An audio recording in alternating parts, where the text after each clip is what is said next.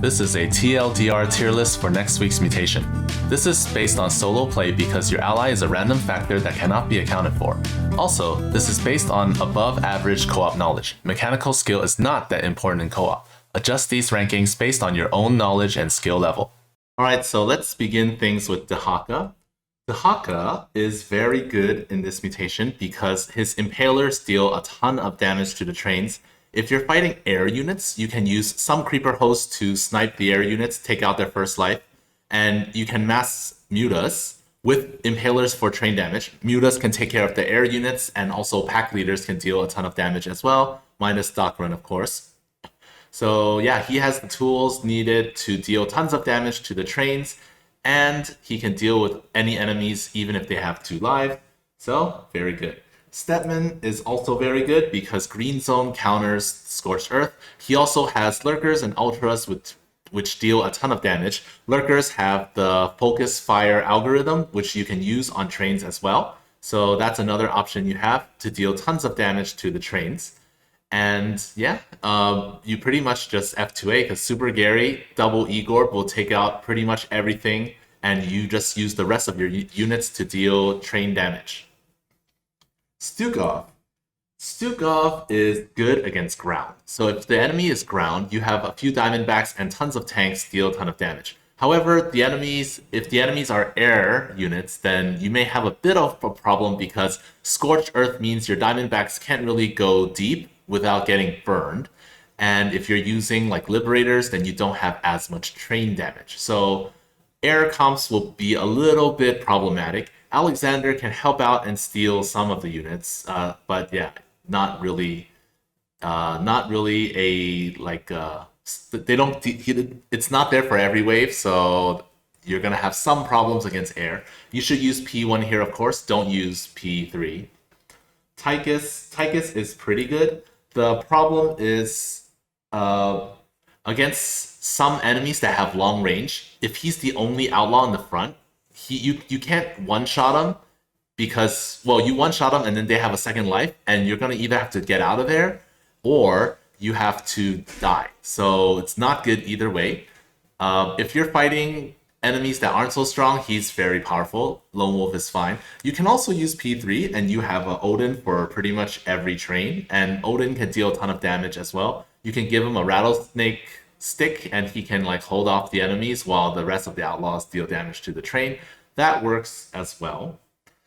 So yeah, he's very good, except against like really long-range units like Reavers, Colossi to some extent, and Tempest. Tempest also.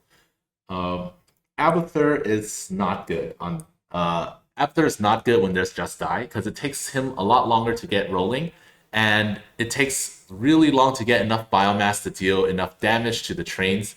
So yeah, and if you're using Ravagers, which deal more damage, they will get burned unless you get enough biomass, which is like the 3rd, 4th train. And if you don't survive until then, well, yeah, it's really hard to survive to that point because Toxic Nests, while they help, you need to you need some good luck so that the nests respawn, and also the Scorched Earth burn the nest. So even if your nest survives, it won't survive Scorched Earth, even if they respawn, I mean. So yeah, very horrible experience with Abathur. Kerrigan is also not very good. So if you're fighting an enemy comp that does not have Splash, then you'll be fine. So if you're using Mass Mutas, very strong. If the enemy has Splash, not good. Any kind of Splash, like High Templars, they will storm you, they die, and then they'll storm you again. If they have Ravens, they'll Secret Missile you, irradiate you with the Science Vessels. Any kind of, they'll do tons of like AoE, and then once you kill them, they'll come back again. So any comp that has AoE will be problematic for her. And yeah, if you're not fighting against that, then like if there's no Splash, then I think you're okay. But it's quite comp dependent, and also you won't really have enough. You won't really have any help until like the 3rd train. So you don't have enough units to deal any meaningful damage until 13 minutes or 11, 12 minutes or so. Swan is a bit enemy comp dependent because if the enemies can wreck turrets, like Immortals, again, Immortals, always the Immortals, they are problematic for him. So if you're fighting Immortals, you want to mass Wraiths. But if you're massing Wraiths, then you won't be able to deal with the early trains because you won't have enough early on. So you might have to let an early train go, and that sucks. Okay. Uh, yeah. So a bit comp dependent. If the enemies aren't good against turrets, then you can mass turrets along the track, and that's a good strategy that can work. Phoenix is good. Caldalis will rip through the trains. His one problem is air. So if you're fighting against air units, then Mojo will have to deal with like double life units, and that can be very problematic. So as long as you're not fighting air, he's fine. If you're fighting air, not so fine. Carax, uh, similar to Swan, not so good against air, except not again. Carax is not so good against Immortals, but he can at least like focus fire them or use his cooldowns to take care of them.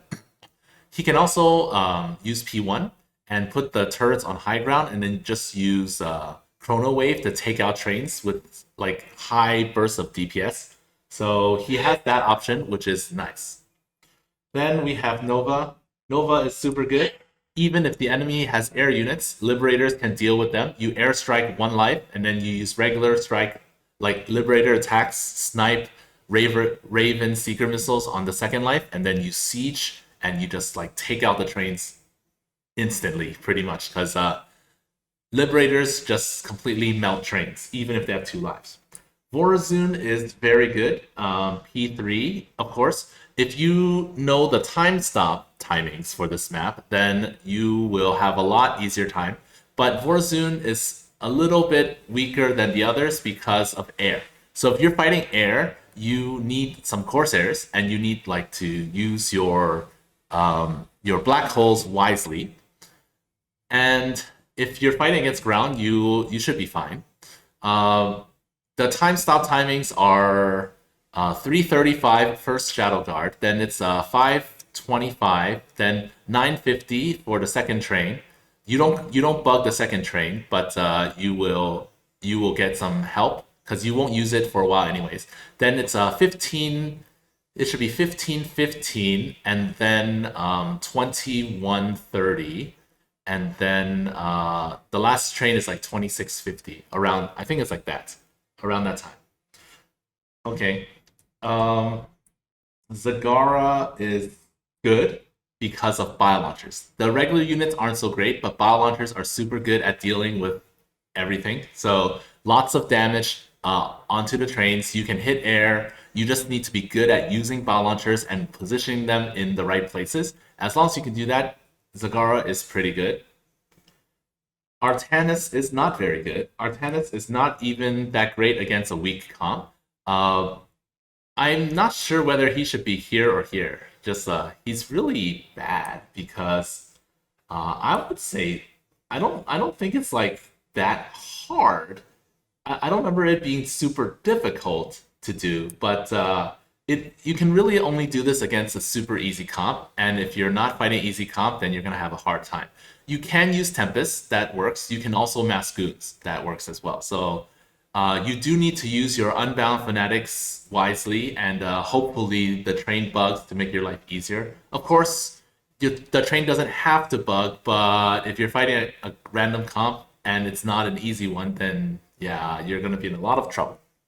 Manx, of course, is S because he has ESOs, and he can use Contaminated Strike on the attack waves to just completely bug them out. That way you don't even have to fight them at all. If you're fighting against air, you can just like put bunkers at the edges, and then Contaminated Strike repeatedly so that they can't really attack you while you get free shots on them. And of course, you're still blasting with ESOs the whole time. Han and Horner is not great because Just Die is just man, not good.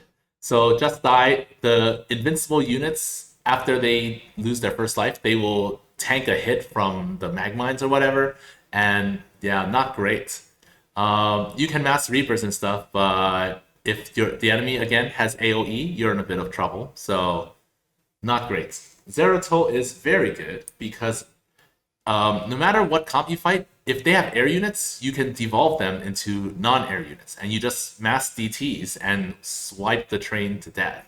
You can add a few enforcers if you're against air, but you should have an avatar to demote all the dudes that are air units, and then you can use like Archons, the Archon Legion, to steal any big air units as well, and yeah, DTs will slice through all the trains.